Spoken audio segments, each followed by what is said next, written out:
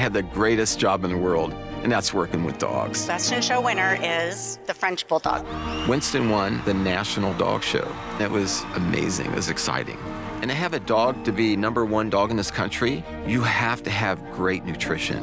And I always fed Pro Plan. Just like us, when we eat well, we feel good. And I just love that food and what it's done all these years to all the dogs I've bred and all the dogs I've shown.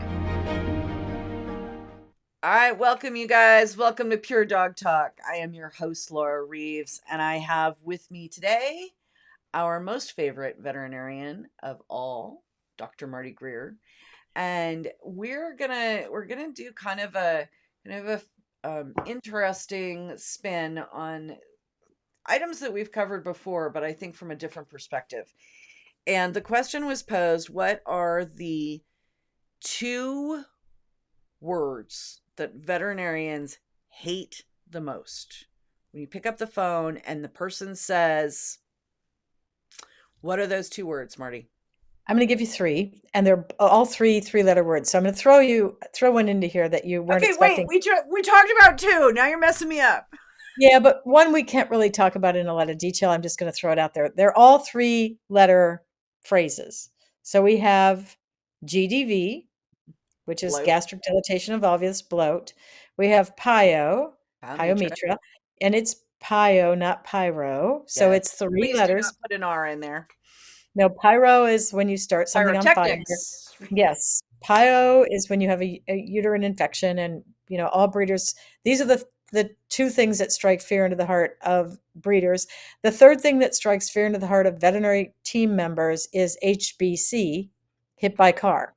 So those 3 things are what can take a normal, easy, lovely day at the veterinary clinic and turn it upside down and cause clients to have to wait and then swear at their veterinary team because they don't understand why they have to wait because they had an appointment, but it doesn't matter. I got a schedule, man.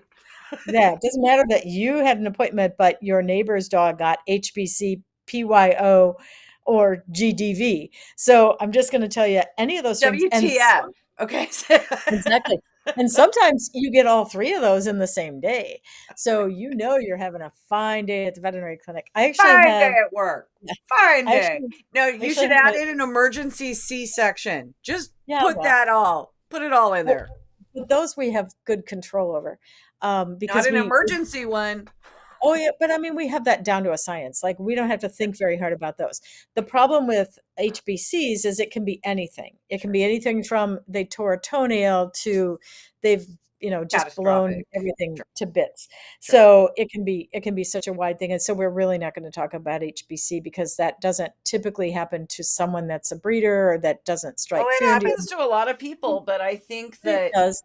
There's only so much you can say. The dog got obliterated by a car. I mean, yeah. But what I think that is of note, and we should share with our audience, because we're all, regular dog people here, we get it, is veterinarians are dealing with a lot. And when somebody comes in carrying their bleeding, lifeless body of their dog, it is your nature and your training to drop everything and go. And you, the client who walks in 5 minutes later, might not have seen that and might wonder why you're just sort of standing in the front room twiddling your thumbs. Mm-hmm. Right. So be patient with your veterinary staff because they are likely dealing with something far more catastrophic than you have. And they feel bad about making you wait. But if it were your dog, what would you expect them to do? Drop everything and do the PIO, do the HBC, do the GDV, do the whatever. And that's what I have to tell clients on occasion is if this were your dog, and then they look at me and go, yeah, you're right. It was my dog. Last year, you dropped everything for me. So I'm sorry. I forgot that you have other things going on, that I am not your only responsibility and your only client. So, be really aware of that because it may not look to you like there's much going on. I had a client not too long ago that had a really catastrophic thing happen with her dog, and her dog went in with a temperature to the emergency clinic in the middle of the night of 108 climbing. And was another dog there that had been hit by a train, not a car, but a train. And they closed the emergency clinic and said, these are the only 2 cases that we can handle. Well, understandably, like Yeah. that's pretty much a caseload. If you Done. got a full staff, and if you don't have a full staff, it's more than a caseload. So, just be thoughtful, call ahead if you have an emergency, see if they can I want accommodate to know you. what's causing a temperature of 108 and climbing at night. It actually, the dog, it was her second episode. She actually had a brain lesion. She was a very young dog and had a brain lesion, and she ended up succumbing to the disease. So it was pretty catastrophic. So unfortunately, those things happen. And you, as a client, don't know. When we used to be in the little building, we had 2 exam rooms. We had a very small lobby, and clients would know that there was a lot of chaos going on because everything was visible to them. There was nothing hidden. Everything was open glass. You could see everything. Now we're in a bigger So building, just so and you know, you guys, if you haven't listened to the Marty and Laura show, you should definitely listen to the Marty and Laura show. The day in the life of the veterinarian was amazing. You got the whole like thing. But I think that, for us as dog breeders, as dog people, we need to have that same level of awareness that it's a busy day. And taking into consideration some of those kinds of things. No, even if you have a system for an emergency C-section, it's still a very staff intensive procedure. If you've got a litter of 11 somethings, you got to have 11 bodies. Plus the surgeon, plus the anesthesiologist, plus, yeah. So, and that's the thing is, people are quick to criticize. Well, you just overbooked yourself, or you just made me wait, or you're just money hungry and you just wanted more appointments. No, actually, we're trying to accommodate everybody's needs. We're trying to be kind and fair to everybody, and everybody thinks that their problem is a bigger problem, and they're right, and some of them are. And it's not that we're disrespectful, it's not that we don't want to help you or take care of you, but sometimes, in spite of how careful you are with trying to manage your caseload, schedule things accordingly. We have certain numbers of appointments that we keep in a day that we'll max out, and then we'll say, okay, well, we can accommodate 2 extra emergencies today. It doesn't matter if you accommodate, like if your average day is 2 emergencies and then you have 6, it doesn't go well. And who are you going to tell that they can't come in? Which one doesn't deserve your attention? So sometimes it is all hands on deck, and sometimes it just has to happen that way. So be kind, be accommodating, and if you have something routine or less serious, be really polite about it and say, you know what, if it's going to be a wait, I can just come back. Let's just reschedule. I'm not upset. I'm going to be back. I'm still your client. I'm not going to make you feel bad, but let me just reschedule and let you be able to take care of these other cases. Yeah. I think so. And that's fair. That's completely fair. But don't be rude to them. Don't post nasty things on Facebook. Don't be mean to the receptionist. Just don't do that stuff. Don't yell at the technician. I just think you shouldn't do those things no matter what. So we're going to have an Auntie Laura and a Dr. Marty moment here. Please behave. Yeah. Social media. There's a TV show I watch that has a thing at the end of each week. It's called Fallback. It's Fallback Friday. What should fall back? Here's what should fall back in Auntie Laura's world. You should fall back from whatever the hell bitching you have to do on social media. Like, stop it. Like, just stop it. You can have those conversations privately. Mm-hmm. There is no need to have a big drama session. That is not what social media was designed for. Please stop. No, I beg. No, and if I see somebody that's posted something like that, I'll typically click on their name, and then I'll find that they complain about everything, about everybody, the guy who put down their concrete, and the person who cut their lawn, and the person who fixed their car. And this is just somebody that's clearly likes the drama, likes the attention, likes to stir the pot. So don't be that person. Be nice. You're a veterinary professional. I understand that there are legitimately times that you have a complaint about a business. There's appropriate ways to handle that. So my issue is not people who would like to have better service and say so on their Yelp review. That doesn't bother me. I mean, it's annoying, but social media particularly. social Yeah. media is like not where I go to hear you whine and complain about X, Y, and Z. No. Sorry. That was just a No. tiny little Annie Laura moment. Yes. So let's go back to the Back 3-letter words. 3-letter words. Auntie Laura moment is over. Back to the Dr. Marty moment. The 3-letter words that strike fear into the heart of veterinarians everywhere. So we've talked And about their bloat on the show before. clients. Yeah. And their clients. Yeah, they Mostly. strike fear into all of us. Yeah. We've talked about bloat before. We've talked about PIO before. Hit by car is so, I'm not going to say random, but so broad. Like I feel Yeah, like we that's can't. kind of, Yeah, we can't go there. Any, I guess, additional insight on specifically PIO? I think we can't say PIO enough times, and then we'll do bloat. They're not necessarily going to have a temperature, right? Well, every dog has a temperature. They may not have a They're fever. not going to have a fever. I'm sorry. I've been told this one and I failed. You guys, I just failed a Dr. Marty test. Ah! Because everyone has a temperature, even if it's Yes. room temperature, you still have a temperature. Right. So fever is almost never seen Febrile. with pyometras. Yes. Fevers are almost never seen with pyometras. And it's a hard thing to understand how you can have a uterus full of pus and not run a fever. But apparently the uterus is a privileged organ and it allows for foreign things to happen in it. That could be a pyometra, that could be a puppy. So unfortunately, they almost never run a fever. So don't rely on that to be a symptom. If you are waiting for a fever to happen, it means that the uterus probably just ruptured and the dog now has a belly full of pus instead of just a uterus full of pus. And when your belly's full of pus, you're in big trouble. And so don't go there. So if you're waiting for a temperature, you're decreasing your dog's odds of survival. Exactly. And I remember the first time I met a woman that I bred to her corgi. I was at a dog show.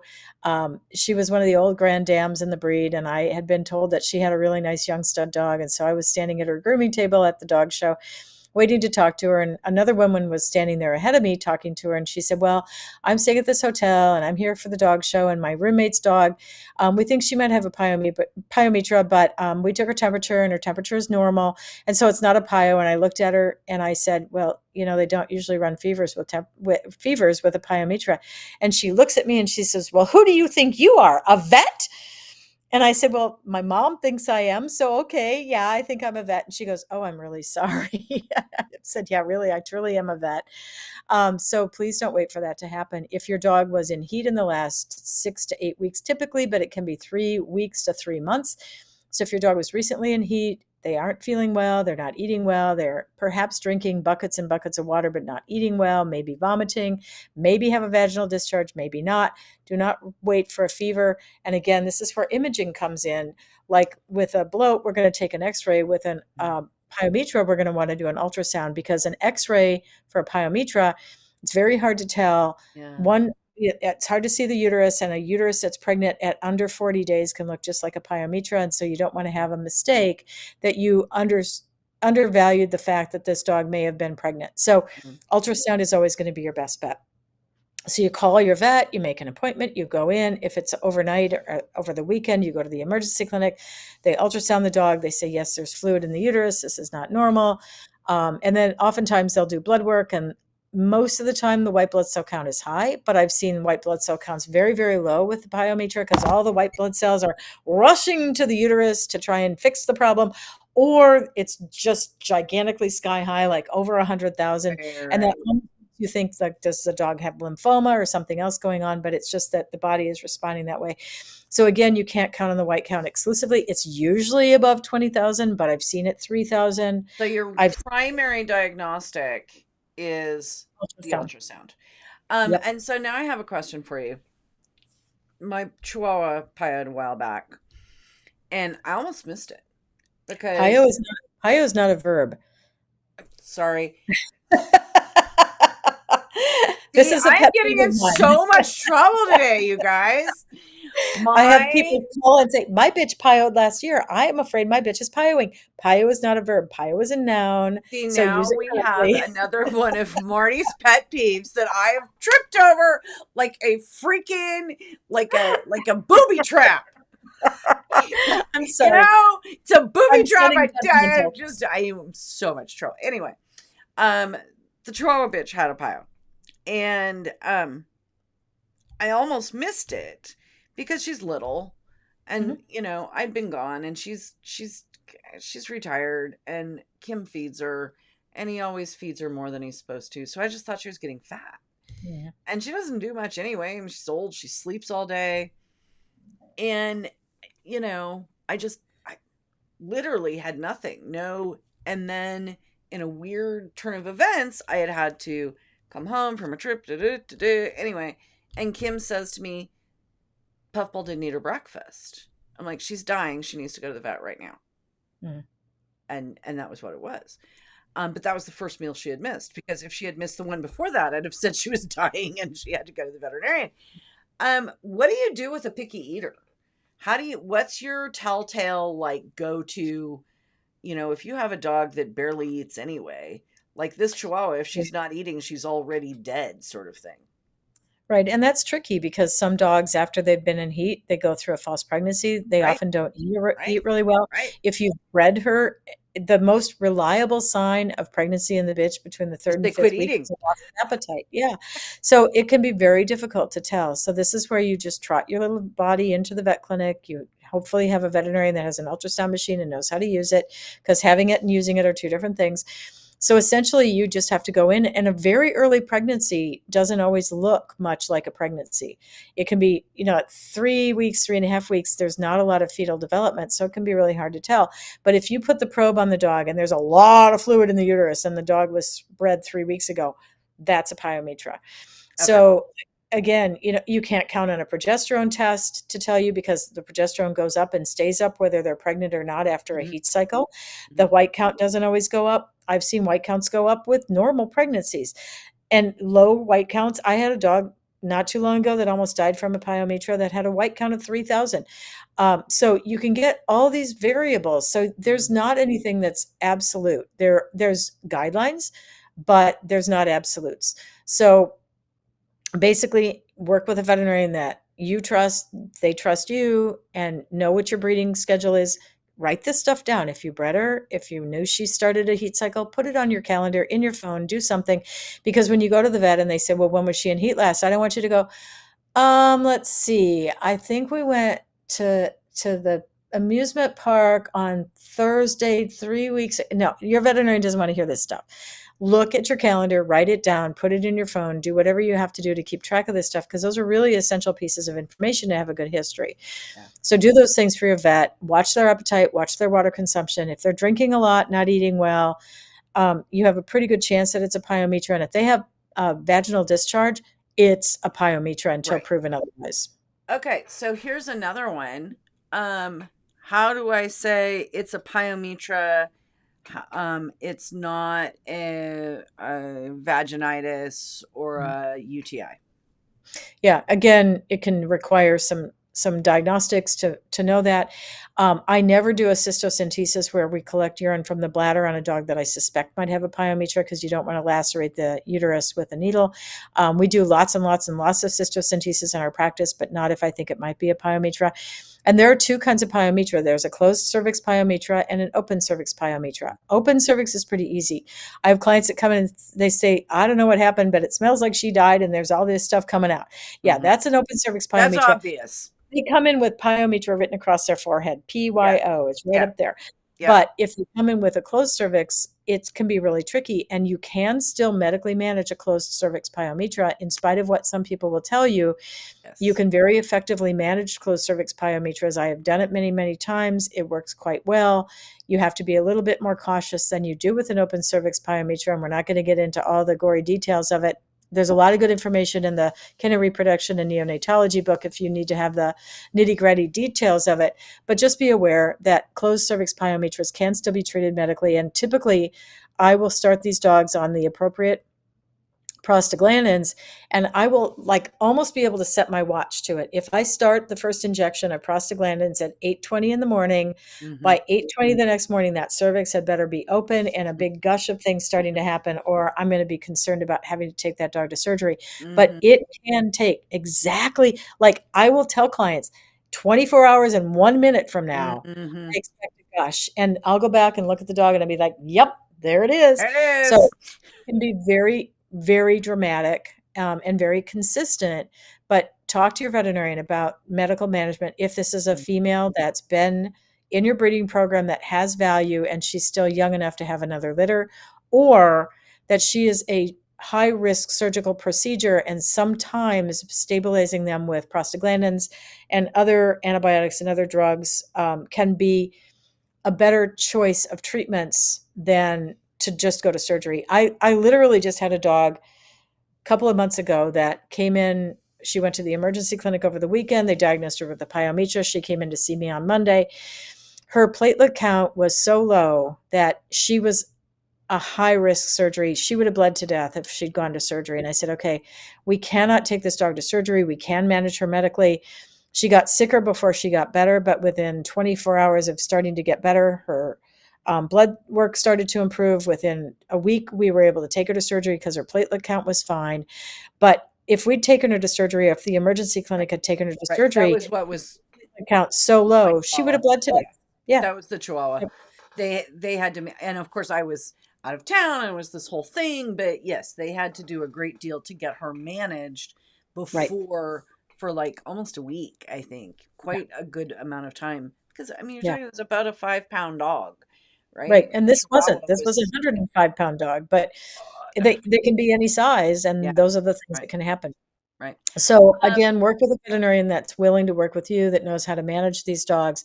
If you are at a veterinary clinic and they don't, like an emergency clinic, and they're like, I don't have the drugs, I've never managed this before, find somebody that can. The theriogenology website, therio.org, has a mm, website with Find a Vet feature on it. And so you can look up by community, by zip code, by species, by procedure. You can find veterinarians that know how to do this stuff. cool. I have heard this is I'm not going to go with old wives tale, but I have heard it said that if you have a bitch that you want to breed and she has a pyometra and it's treatable and you treat it, that then immediately should be bred on the next heat cycle. Is that your advice also? Yeah, it's pretty typical that people will make that recommendation because once they've had a pyometra, they probably have an underlying problem like cystic endometrial hyperplasia, and they're more predisposed to having a second pyometra than if they never had one in the first place. That being said, I've seen dogs go through multiple heat cycles after a pyometra very safely, very successfully. But if you think you want to get a litter out of her, you breed her back to back to back until you're done, Hmm. and then you get her spayed and you're done with it because you don't want to take a chance of her having another pyometra. It's a big risk. And there's a really nice article that was published in 2012 that shows the list of breeds by breed predisposition to having pyometras. It's a really great article. Yeah. I can put a link. We Yeah. can send Yeah. people a link Put on the the link. website. Mm, And so it goes through by breed, which dogs are most likely to have it. mm, Bernese Mountain Dogs, hands down, win the mm, prize. They mm, are mm. absolutely the most likely. 46% of Bernese Mountain Dogs, unless they're spayed, will end up with a pyometra. So once you're done breeding your Bernese Mountain Dog, spay her. And of the top 10 dogs, 9 of them are large bodied Mastiff type dogs from the European origin. The exception to that is the Case Hound. But it's Bernese Mountain Dogs, Leonberger, Rottweiler, Great Dane, American Staffordshire Terrier. I mean, think about those dogs. They Right. have a lot of Right. similarities, right? I Wide. mean, Wide. they're cool, They're big, thick. wide, bulky, Mastiff type dogs Right. that were bred in the European countries. So somewhere Huh. deep in the DNA of these Yeah. dogs is a Yeah. predisposition to bio. So if you Mm, have one of those breeds, go look at the list. If you have yeah. one of those breeds, breeder, get her bred as many times as you want, and then retire her, spay her, and be done with it because you don't need to wait until she has a pyometra because she will. If you're 46% likely to have one, then that means half of those bitches are going to end up with a pyo. Mhm. So it's not like, oh, she has a pyo. It's like, oh, yeah, I should have expected that. So don't let it happen to you. Once she's done breeding, spay her, retire her, let her live a nice, happy life, and don't be forced into a situation where it's an $8,000 or a $10,000 spay and you can't afford to do it, and then you have to let her go. That's a tragedy to Right. lose a beloved breeding bitch because I mean she shouldn't die from her reproductive Yeah. stuff because you were too I just think, lazy to spay her. once. I'm to the point now where once my girls are done being bred, I see no reason for them not to be spayed for multiple reasons. Mhm, Mammary cancer, uterine mhm, cancer, pyometra, like just be done with it. mhm, Um, mhm. you said a thing. Oh, I know. There is still remains out there in the dog breeding universe. Um, uh, uh, Popular opinion that breeding dogs back to back is bad, and that means you're a puppy mill for sure, for sure. Mhm. Can you Yeah, speak to and that?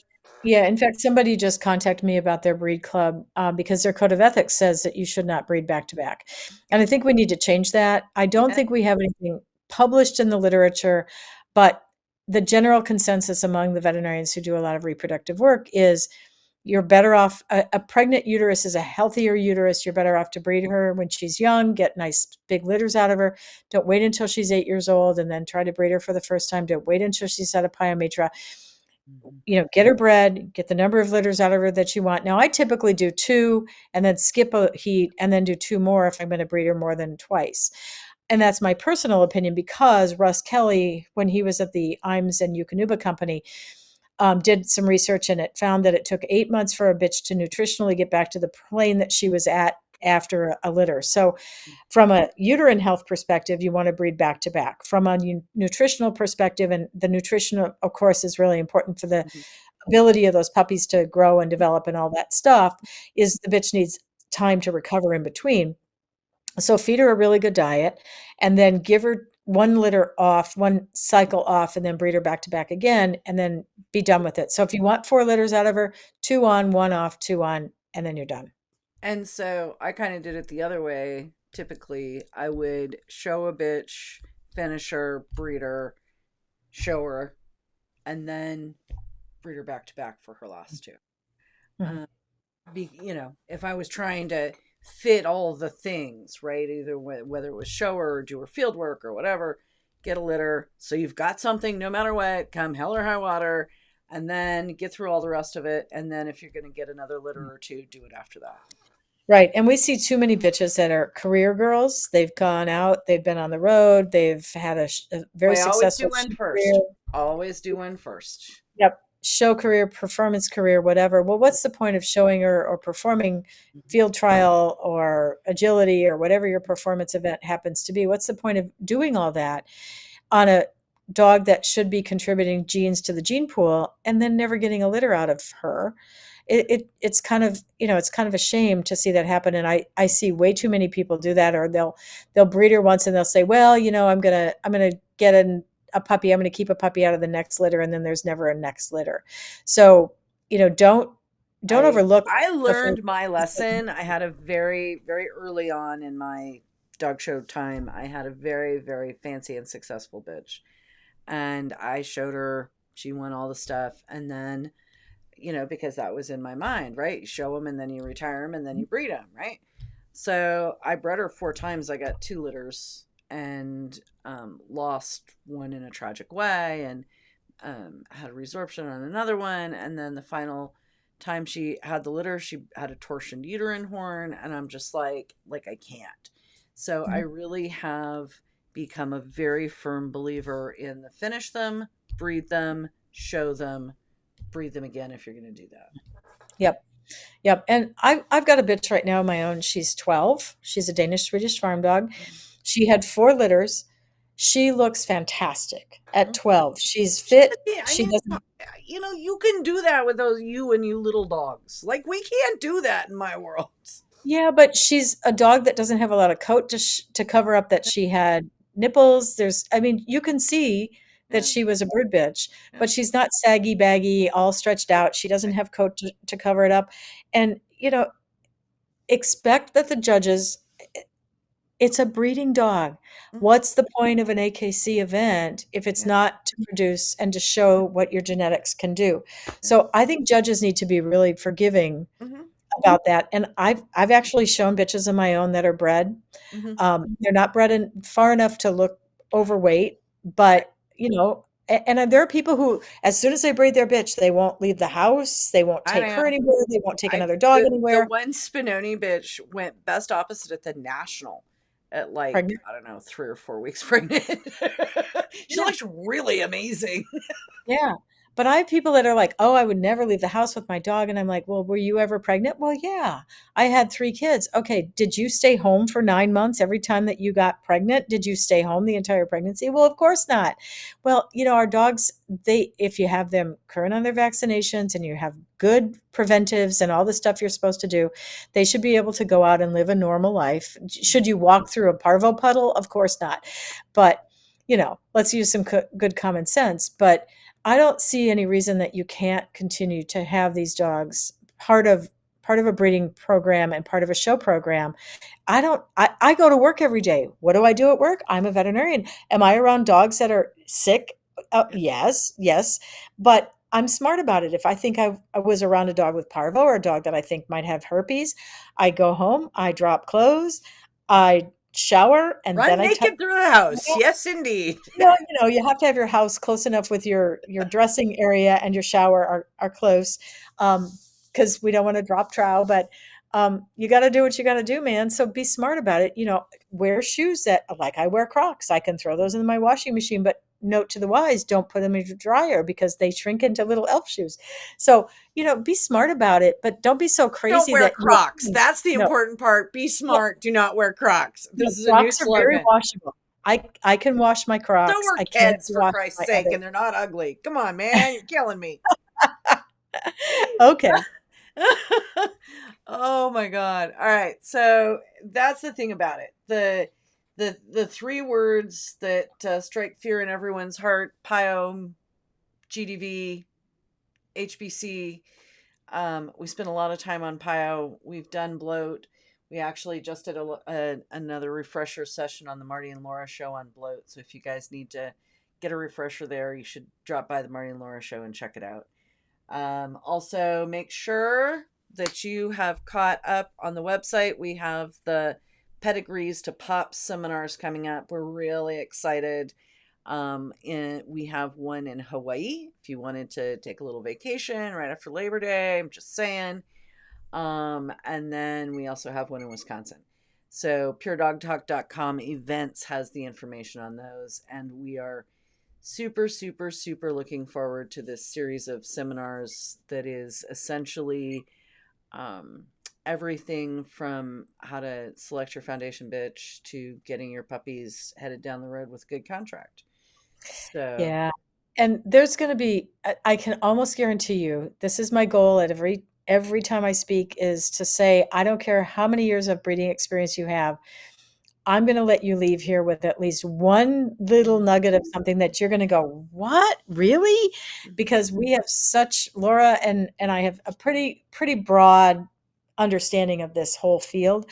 So I'm gonna almost guarantee that you, no matter how experienced you are, you're gonna leave with more information than you came with. and I think because we're able to do it in person, it's not just that we have a lot of knowledge, it's that we're able to have an interaction with people. And I think, crowdsourcing knowledge is a thing. Like we were Mhm. talking on the podcast a while back about an article that you couldn't remember where it was. It was an Ian Dunbar article. Literally someone came and posted this is the page and the issue of the AKC Gazette, and OPS, here's the microfiche of those pages for Marty. Mike.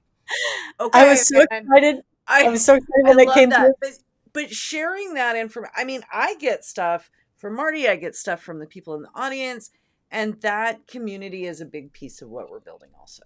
So, Right, and we want these to be interactive. I can tell you that a good deal of what I've learned about breeding came from learning it from clients. So that's one of the great joys of being in veterinary medicine is learning every day something new, something different, but having clients that are willing to share their experiences and they know their breeds, they know their lines, and they're really smart people. We have a lot of fun doing this. yeah, it is a good time. So, check it out, you guys. Thanks, Marty. We sure appreciate you. As always, everybody else, we'll catch you all on the flip side. Bye.